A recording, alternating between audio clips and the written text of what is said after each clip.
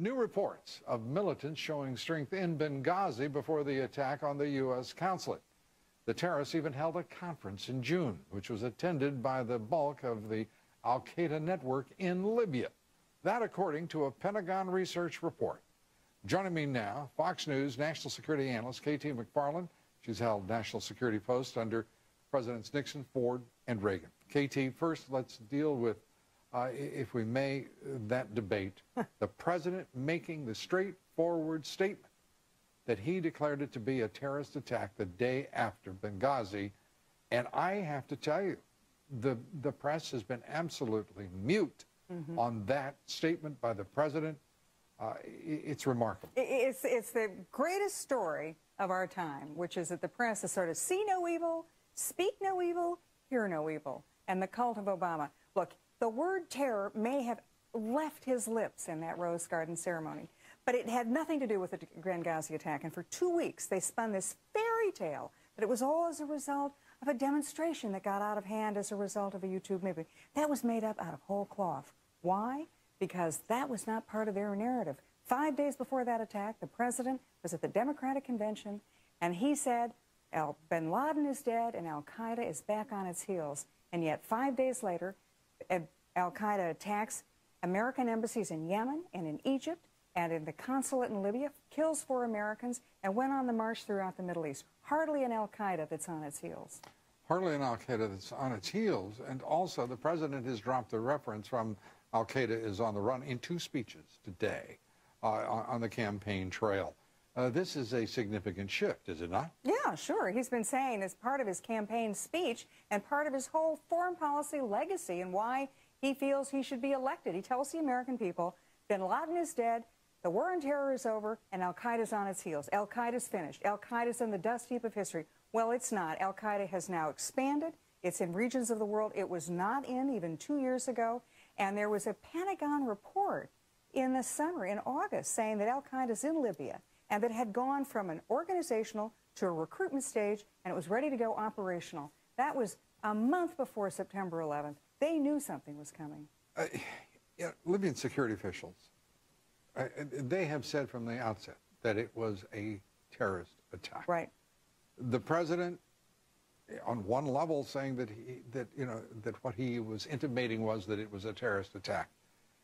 And there is not I'm unaware of anyone in the national liberal media saying the president could not be more intellectually inconsistent, if not outright contradictory, than to suggest he said it was a terrorist attack and then pursue for weeks and order his UN ambassador to go on television network broadcast that following Sunday to declare it was an internet video, had nothing to do with terrorism, and it was simply a response to, a spontaneous response to riots. Those riots, a spontaneous response to that video. This is outrageous. It is even more outrageous, perhaps, or at least equally so, that the fourth estate in this country would take no notice. It really is pretty extraordinary because the president was saying this, his UN ambassador was saying this, Secretary of State was saying this over the flag-draped coffin of the dead Americans. And yet at the same time, their intelligence professionals and career security officers were saying just the opposite. They said, we knew it was a terrorist attack from the very beginning. Well, they were watching it. We learned. In real time. In real time, with all of the technology deployed by the United States intelligence community and, of course, our State Department, in part of which it is one and the same.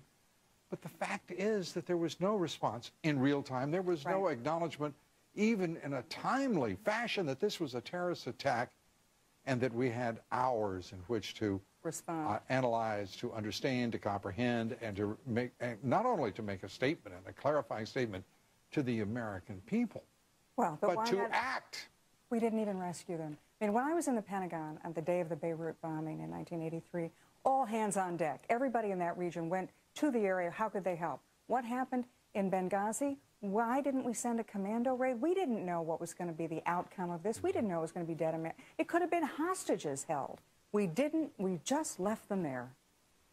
One fellow in last night's so-called town hall meeting, and by the way, as an aside, I believe that we will never see another town hall debate, presidential debate in this country. after that. But the man asked a simple question of the president. Who denied the security for Benghazi? It was a flat-out evasion. He ignored the man's question, and the moderator didn't follow up, even though she had declared for days that that was what she would be doing. In fact, she weighed in on the other side. She weighed in favor of the president. That was a great question. It was, who denied the security and why? And the president didn't answer it. He said, nobody cares more than I do to get to the bottom of this. We've got a commission that's going to look into it. I really care. I'm worried about terrorism. But he never answered the question. And it was a pretty straightforward and simple question.